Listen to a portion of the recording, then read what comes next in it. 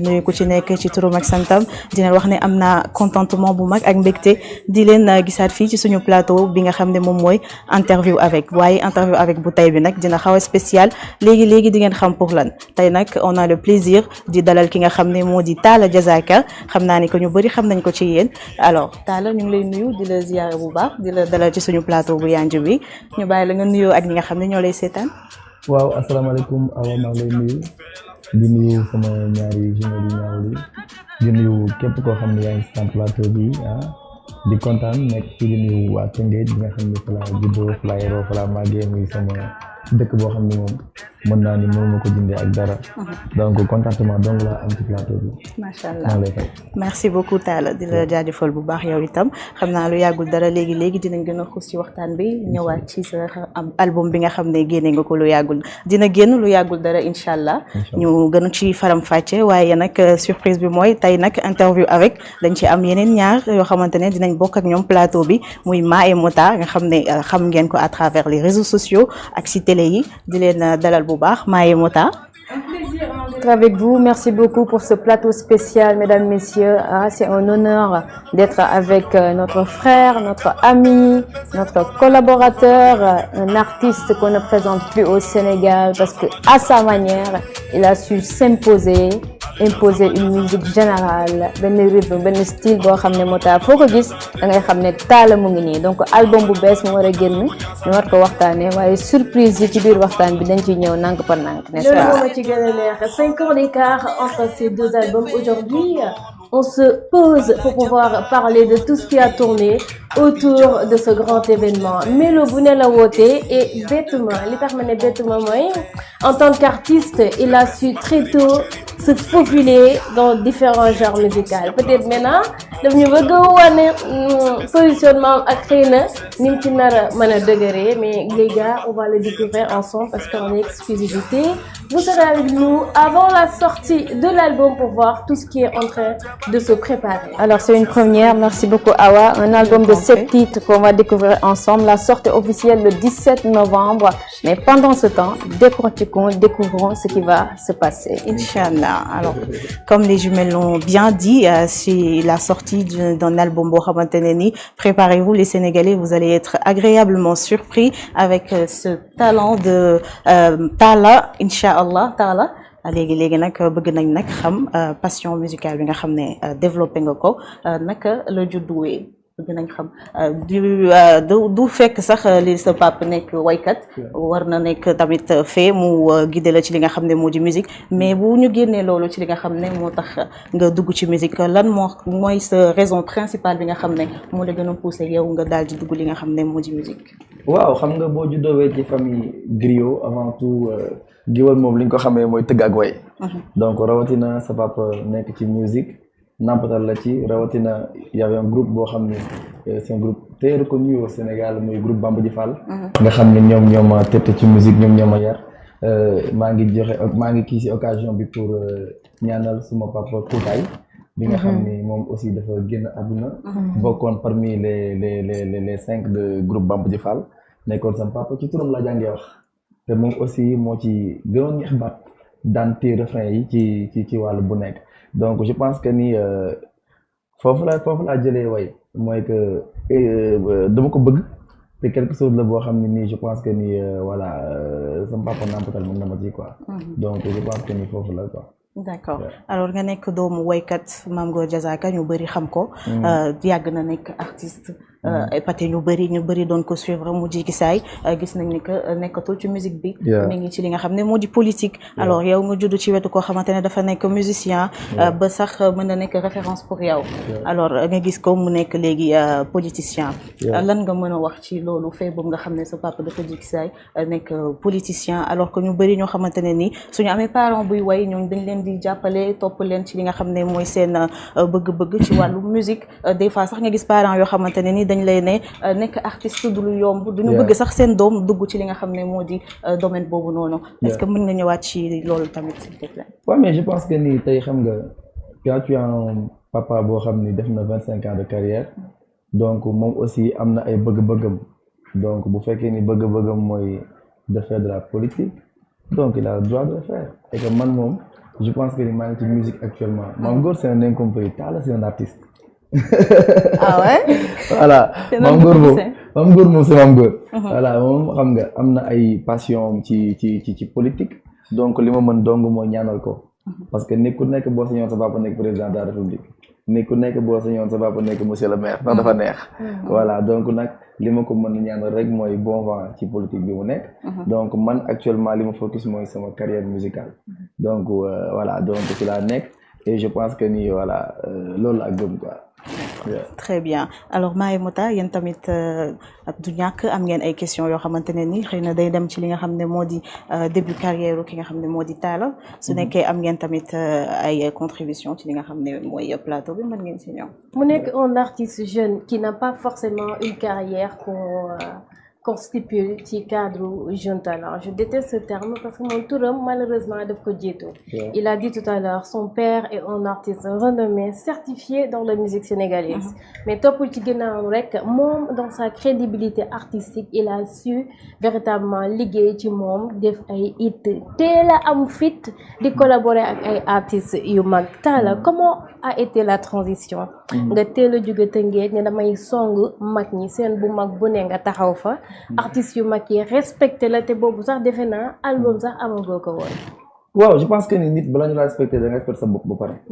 man je suis un jeune boo xam ni dama teel a ibbi sama bët xam ni dara jom ma góor laa Baay Faal laa donc je fais de la musique j'ai pas l'habitude man di dugg ci lu nekk ci dara ak demi mesure lépp lu may dugg rek je pense que ni war naa ci mën a am ndam je me comprends et que aussi je sais que am naa talent bi am naa corpulence bi pour ce que ma exporter sama musique suñu musique à travers le monde donc moo tax xam nga borom bitig mbagg boo gis magasin moo ne ci moo ne ci xol bi te ku bëgg dara aussi da ngay def dara donc tey footballeur sax bi footballantu ak Sadio Mané bu yàggee mu aay donc c'est ça donc tey ñun dañoo dëkk benn ville boo xam ni ville de culture la donc ville boo xam ni ay ndaanaan ñoo fa yàgg nekk tey mënoo dugg ci benn secteur boo xam ne doo fekk doo ko bañ a fekk doomu Tëngéej donc vous êtes des Rufisquois donc DJ Boubs bi ñuy wax tey c'est un Rufisquois donc tey Adja Xaar Mbay ma jaaga c'est un monument la donc suñu papa Gorgui Ndiaye kooku voilà wayli la donc waxuma la nag nga ñëw nekk doomu Mame Goor donc je pense que ni tey jom la ak fulla ak fayda ak xam li nga bëgg moo tax ngay teel a génn dem nga song ñi nga xam ni peut-être ci télévision bi nga daan gis bi ngay jàng école jéem a essayer collaborer ak ñoom waaw collaboration boobu noonu tey ak nu mu mënti demee yow échoué woo tu es à l'avant parce que loo ci di nga ci gagner expérience di nga ci gagner leneen ak leneen voilà toujours dans cette même mouvance là maa ngi dégg yéen a ngi ñëw ci début Talla Diazaka wax nga ko sànq Mame Goor Diazaka Mame Goor la Talla la donc depuis le début de ta carrière tu as toujours séparé les deux rôles mooy que man fàttaliku ma sax bu dul benn du ñaar fu mu la gisee nga këf sa seenu papa Talla ci ay début mu ngi doon xool nan lay duggee ci Wally Seck nan lay duggee ci Youssou Ndour nan lay duggee ci Pape Diouf lan moo tax choix boobu waaw mais xam nga dama jàpp ni ku nekk ak yoonam te pourtant man ñu bëri su ma leen ne j'ai fait 5 ans de carrière duñ ko gëm man maa ngi commencé musique en 2019 waaw dama ñëw ak album voilà man dama ñëw ak album xale nga xëy laa ci musique donc man dama ñëw ak album donc man takk sama première intervention ci musique rek dama ñëw ak album donc je pense que ni bi ma waree mbapat naa mooy que tey depuis 2015 ba 2020 bi nga xam ni jël naa sama responsabilité ber sama daara bopp génne sama album maa ngi doon aawu sama papa fépp fu mu tëgg ma aawu ko xam nga maa ngi doon essayer aussi di def ay collaboration mais bi mu gënee samp bi mu gënee pare pour ma def ko c'était en 2019 en 2020 ma génne sama premier album donc je pense que ni loolu la quoi d'accord très bien alors yaa ngi wax ñu ngi wax ci sa début de carrière balaa ñuy jàll rek ci li nga xam ne moo waral tey plateau bi bëggoon naa xam naa ni que ku nekk ñëpp xam nañ ni que début carrière dafa métti surtout dans le domaine musical yow nga ñëw commencé en 2019 2020 nga génne album alors ku ne xam na ni nag début dafa métti ak défi yi muy àndal maison de production production yi naka nga def pour génne sa album boobu ci en 1 an commencé en 2021 en 2019 2020 nga génne album est-ce que mën nga ñëw ci défi yi nga xam ne jot nga ko relever ak naka nga jaar sa parcours bi nga xam ne moom nga àbb pour daal di commencer sa début. waaw je pense que ni man bokk naa ci artistes yi nga xam ni mën naa ni musuma am production wu nit man nit musuma produire voilà man je me produis seul avec li ma yàgg gëm mooy Diazaka production musique parce que sam papa dafa ñëw indi Diazaka way ko en 2000 mu nekk benn hit boo xam ne nii ba tey moom moo ñu topp ba tey boo laajee Talla nu mu sant nit ñi xamuñu ko. Diazaka la ñu sant la. donc man tey bu fekkee ni maa jël flambeau bi en ce moment. donc tey Diazaka warul dee. donc Diazaka production musique ba bu subaa muy mel ni benn société bu mag a mag a mag a mag day fekk benn rêve bu réalisé wu. mais déjà man maa ngi dem ak étiquette Diazaka production musique. Diazaka production musique boobu moo produit sama album en 2020. Diazakalisé. Voilà, Diazakalisé, le Diazaka que vous lisez. Donc il y a deux Diazaka. Voilà, il y a Diazaka politicien et le Diazaka chanteur. Mu jël sa album tuddee ko Diazakalisé. Voilà. Donc ban message nga bëggoon lancer foofu en tant que premier album parce que premier une actualité exceptionnelle. Wow. C'est le mot que ton papa a sorti dans le dico sénégalais. Nga utiliser ko tuddee ko sa album mais aussi muy génn yeneen message ci ginnaaw. Je vois un artiste qui est fier de qui il est, un artiste aussi qui est tellement confiant à l'ouverture à l'avenir. Et nous, on est tout le temps d'accord et au taquet, on accompagne des personnes qui ont sàmm seeni racines, mais aussi pareil pour ubbeeku. Donc pareil pour ubbeeku boobu moo waral li ñu fi ni tey un deuxième album mu tuddee ko Melo bu ne, un tracklist de 7 titres tout aussi phénoménal. N'est-ce pas Awa? Sànq mi la doon poser question lan moo waraloon nga tànn Diazakalisé boobu ñëw nga ci alors pour ñëwaat ci li nga xam ne moo di Melo bu nekk bëggoon nañ xam tamit lan moo la inspiré pourquoi ce titre Melo bu nekk lan nga bëgg a transmettre comme message wala su fekkee ci biir son yi tamit am na boo xamante ne yaa ngi koy yóotu mën nga ci ñëwaat tamit. surtout mosal. gis naa ko bu baax. c'est Melo bu ne mooy Melo bu ne ça part parce que quand tu dis Melo. mën nga ci teg melokaan. waaw loolu laa la bëgg melo mën nga teg melomaan. mélodie quand tu teg melo mën nga teg mélodie. voilà quand tu teg melo mën nga teg melo art. melo art. voilà li mu ëmb dafa bëri. dafa bëri. j'aurais même aimé avec la complicité de la régie après gars yi ñu leen wan cover bi. cover album bi ñu mën ko apprécier. mais aujourd'hui mën a apprécier la nature c'est-à-dire le temps que tu as pris il faut que sénégalais yi xam ko des années. donc wax na ñaari album bi. un écart de 5 ans ça veut dire que depuis bi nga génnee ce premier album yaa ngi tëju di concentré wu di liggéey ci album bi nga xam ne moo war a génne inchallah le 17 novembre pourquoi Melo bu ne lan la Talla bëgg transmettre en termes de message c'est titre là waaw je peux dire que ni jot na ma am sama identité bopp jot na mais attends identité lan culturelle ci style bi musical lan la Talla bëgg wax foofu identité musicale d'accord boo xam ne lii ku ko déroul dina xam ne lii Talla la. ah ouais. comprendre nga. waaw donc mën naa ni am nañu ay références yu bari ici. Sénégal. parce que man dama gëm benn affaire. tey man ma way nga ne ma da nga déglu Youssou Ndour. wala Wally Seck. wala Pape Diouf.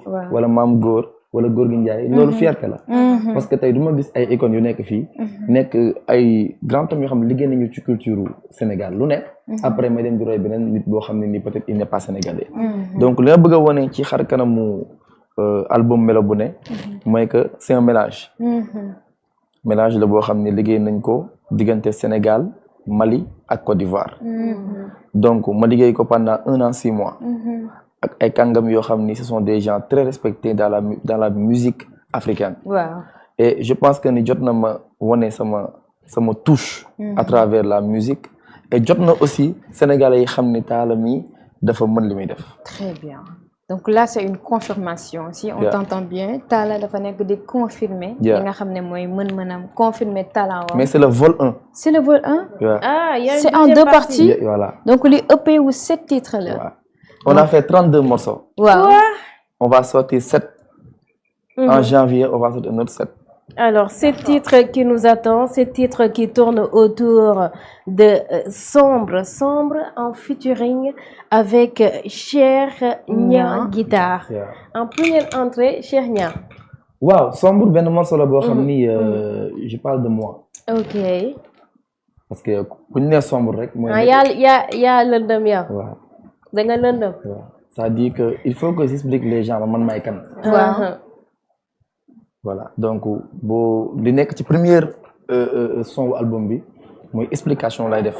à travers yow ma ou Mota bi nga xam ni wala Awa bi nga xam ne mosul xam Talla mooy kan. j'essaierai de chanter ma biographie. ma vie. nit ñi dañ may xoolee ci mbedd mi. ñi ma gëm te gëmuñu ma. yaa may dégg ñi ma yàgg jàppale. tu me comprends les gens qui sont fous avec moi. donc j'ai tout parlé sur Sombre. Donc Sombre c'est une présentation de Talla Diazaka. waaw ma def ci featuring ak Cheikh Nia guitare. waaw et je pense que ni c'est un morceau que moom laa gën a bëgg ci album bi. ah oui moom mooy sama choix. ñun déglu nañ ko. waaw xam nañ ne lii ku ko liggéeyul doo ko way. te ku liggéeyul. moom mooy ci li wallaahi ñaa di joxe. wallaahi parce que Cheikh Nia aussi. waaw dama ko indi ci rythme bu musul def. waaw waaw xam nga Wally dafa indi Cheikh. ci mbalax bu musul def. waaw waaw mu créé ci leneen. waaw waaw man dama indi Cheikh ci rythme bu musul def. ndeysaan. voilà c'est ça qui est spécial. c'est pour cela que même Cheikh aussi moom moo gën a yàkkamti affaire bi génn. ndeysaan. voilà kon xam naa ni kon sénégalais li leen di xaar ce sera du lourd. c'est très lourd. macha allah. très en tout lourd. cas bëgg naa balaa ñu gën a xuus ci yeneen titres yi. gis nañ ni que toog nga plus de 7 mois yoo xamante ne ni dana làkk woon. gisuñu la ci scène yi gisuñu la ci caméra yi. kon donc depuis tout ce temps bien vrai que def nga 5 ans de carrière.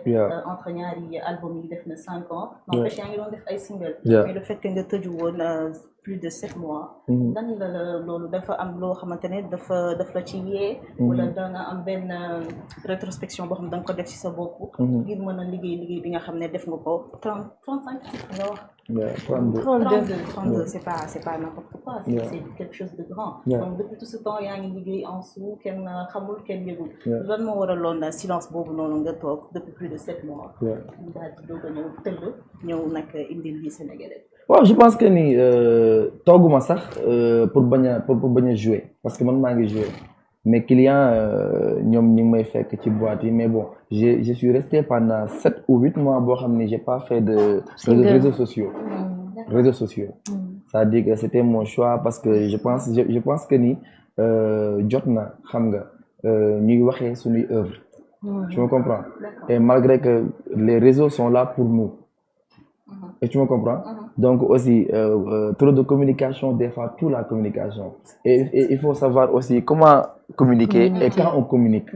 Donc aussi, il y a beaucoup d'erreurs, je l'ai fait au début de ma carrière. Man dama def erreur yu bari. Et que li ma dal noonu dal na ay artistes yu bari. Donc toutes ces erreurs-là, man actuellement dama bëgg ñu xam ne Talla màgg na quoi. Donc c'est ça choix boobu la. Et que damay bëgg accueillir nit ñi respectueusement. et bëgg naa aussi ñoom tamit ñu may accueillir respectueusement. très bien alors yaa ngi wax ci album bi yaa ngi def ay collaboration ay featuring ak yeneen artistes. au niveau de ça tamit naka nga def ba am ay collaboration ak yeneen artistes yi est-ce que ça a été dur wala ça a été difficile vu que yow yaay produire sa bopp. bëggoon nañ tamit xam naka ngay dundee ak yeneen artistes yi si milieu bi tamit.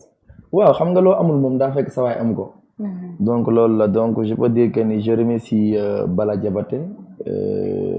Je remercie Cheikh Nia, je remercie un ami Ben Transit parce que moom aussi c'est un Malien et jege na bu baax a baax tous les artistes maliens yi nga xam ne nii ñoo nekk au niveau de Mali seen géer la fii moom moo leen jàppale ci lu bari et que aussi bu amee xaritam mu nekk sénégalais et nekk un artiste s'il peut faire le link daf koy def et que aussi link boo ko defee aussi si l'artiste bi recevoir la bu fekkee ni aussi sentiru la mënul def ak yow dara quoi mais alhamdulilah ba ñim ñu booleel ñëpp sentir def ak ñun donc relation yi à travers Bala Diabaté à travers Cheikh Nia à travers PC Dollar maa ngi ko am à travers un ami qu'on dit Ben Transit waaw.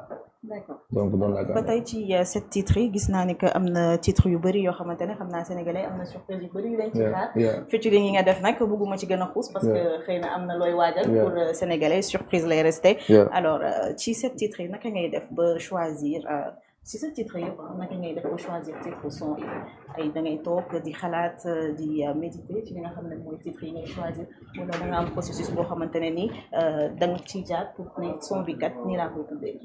ah mais ça dépend ci texte bi ça dépend ci son bi xam nga tey son mbëggeel moom yow su ma la waxoon jox ma tur da nga ma jox tur bu neex boo xam ni c'est captivant quoi parce que la musique moom c'est juste de l'inspiration donc man tey dama koy wax ma ne su ma nekkee si kaw seen nekkatuma Talla quoi y a une autre personne qui est là-bas donc tey li ma fay wax yëpp su ma wàccoon quand tu me donnes de l'argent tu me dis que faut redire li nga waxoon ni nga waxaat ko mënutuma ko waxaat donc c'est ça donc je pense que c'est juste des choix yoo xam ne après dañ koy jël entre équipe et pour des mots juste captivants pour tànn ay titres morceaux.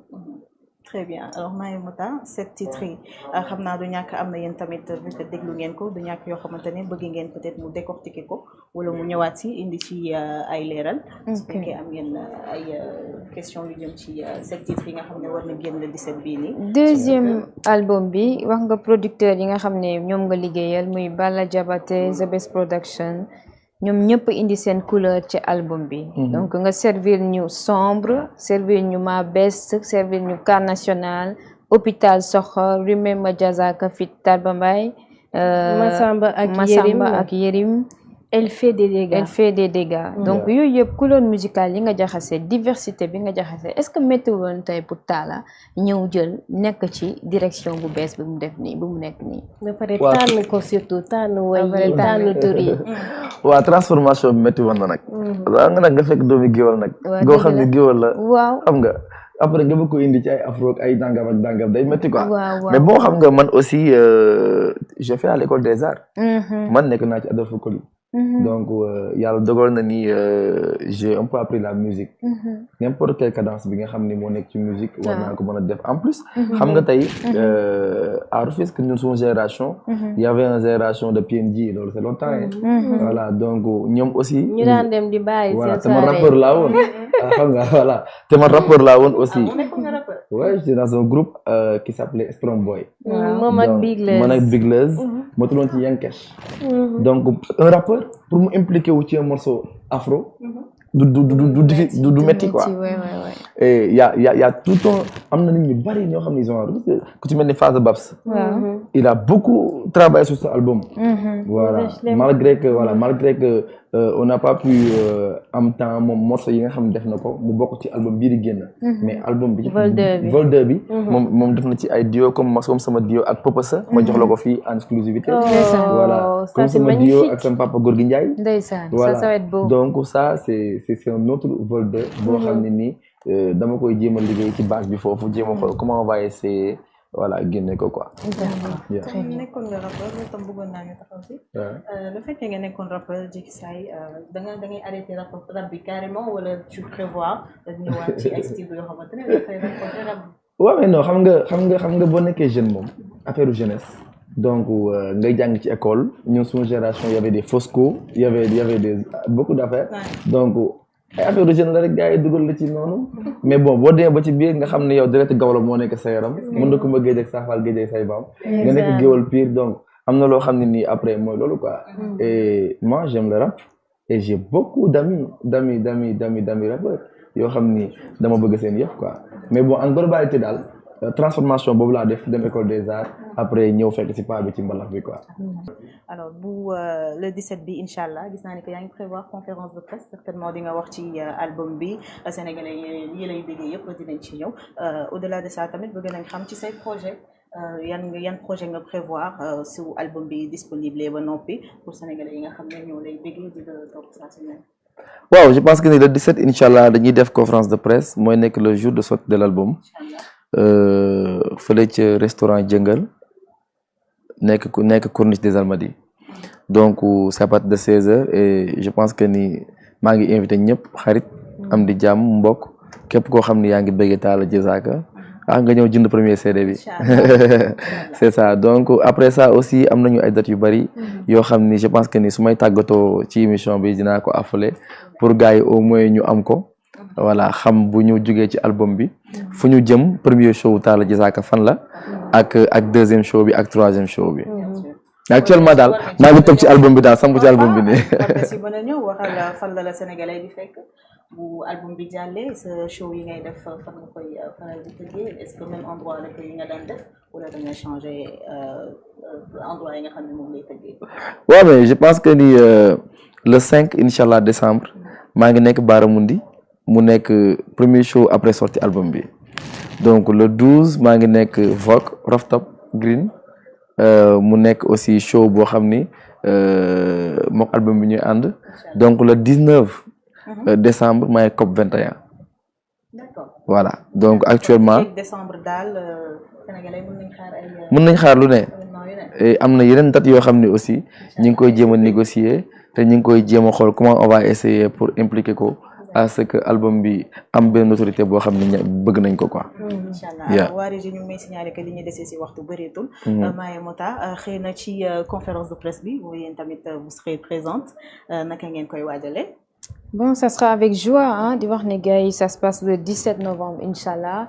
Donc, on va tous se retrouver là-bas pour écouter en avant-première l'album qui est une pépite. Donc, je sais que Sénégalais yi dinañ ko consommer, je sais que Sénégalais yi dinañ ko apprécier parce que dafa boole mélodie yu bari, donc mélomane yi di ko xaar, donc couleur yi bari ci, you know.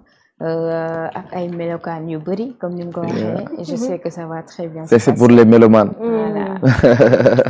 ñëpp mën nañ ci am wàll. alors di dénk gars yi Talla ñu ngeen koy dénk bu baax parce que c'est notre frère qui est un artiste qu'on respecte énormément li ñu gis ci moom am vision ci moom xam naa ne yéen a ngi koy gis ci moom mais après le 17 bi di ngeen gën a comprendre donc rendez-vous tous le lundi 17 pour savourer en exclusivité le deuxième album de notre frère. Lii nag mënul woon ñàkk ñëw teewal ko rek. waaw ñu ñëwoon rek pour teewal ko bu sew rek. donc ku ne xam ne Maya Mota muy demee mais lii. dañ ko def pour Talla parce que mënut woon ñàkk en avant-première ñu partager ak moom lii toog ak moom def émission bu nice. et surtout di remercier vos partenaires Derrick Favre, BP Actu etc. pour l'accompagnement. Parce que yombul soutien bi yombul. mais c'est un contentement xam nga tey li fi dajee c'est la crème mën naa ni vous man ak yéen ñoo bokk papa. donc lu nit ñi xamul. muy man Iba Simbène moo ma yar. dëgg la te loolu démb la donc xam nga loolu du yéen sax du ko ne xam sax ngeen di toogal quoi. waaw ça c'est important. c'est ça donc ça fait plaisir d'être là Awa aussi nekk un animatrice boo xam ne nii.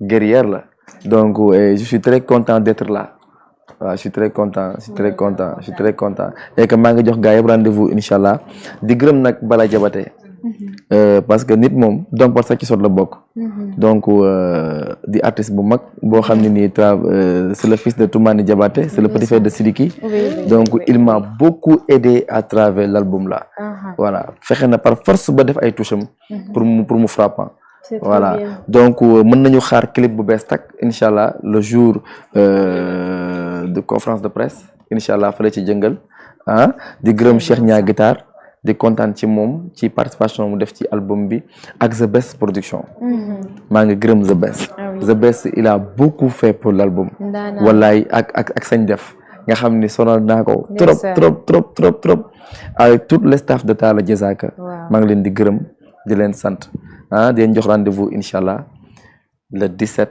fële ca jëngal le 5 maa ngi Baara Mundi le 12 maa ngi Vogue Green le 19 maa ngi COP 21 di gërëm sama ñetti xarit yi nga xam ni ce sont mes partenaires de vie di ma jàppale te xaar ñu ci dara ku ci mel ni Mansour Ndaw moteur Mansour c'est quelqu'un ku ma yàgg gëm ku ma yàgg bëgg xam nga doomu nday njiin di gërëm Youssou Diatta borom Youssouf groupe kooku mooy Youssou Ndakaaru voilà doomu yaay Paté si docteur oto yi borom DK tuning ñoom nag ay nit lañ yoo xam ni dañoo nangoo liggéey doyloo yàlla di gërëm benn transit international di sant ñëpp di gërëm ñëpp alors date bi benn la le 17 novembre inchallah fële sa jungle à partir de 16h ngeen dem nag ci conférence de presse boobu nga xam ne Talla Diazaka mi dina ko fa amal waxtaane li nga xam ne moo di album bi nga xam ne c'est composé de 7 titres inchallah di ngeen ci kontaan trop di woo sénégalais yëpp ngeen dem ci daal di fekkee loolu nag di wax ne que di ngeen kontaan bu baax ci moom ndax li ñu gis ci liggéeyam macha allah rafet na te set na wecc di la encourager bu baax Talla merci beaucoup di la ñaanal nag yoon bi nga jël macha allah yàlla na la ci yàlla taxawu ba lépp fi ngay séntu yàlla def nga yegg fa ba mu sa njort incha allah. amiin di remercier également nag nos deux belles dames Maye Mota ci seen présence fii ci plateau bi di leen remercier si participation bi intervention yi. C'était trop bien l'émission di leen jaajëfal bu baax di leen wax ne que nag le 17 incha allah na ngeen dem foofu noonu ca jungle daal di fekkee boobu conférence de presse. te profité jënd ci CD yi incha allah di remercier nag équipe technique bi nga xam ne ñoo nekk ci ginnaaw Lamine Bow ci background bu yanj bi macha allah di remercier Mohamed Dian ci réalisation bi Mame Gueye ci son bi ñoom Papi Diop ñoom ñëpp ñu ngi leen di remercier di leen jox dig daje beneen yoon ci beneen plateau interview avec di leen jaajëfal merci beaucoup. Merci beaucoup. On bouge les fesses, ma chérie, on bouge les fesses.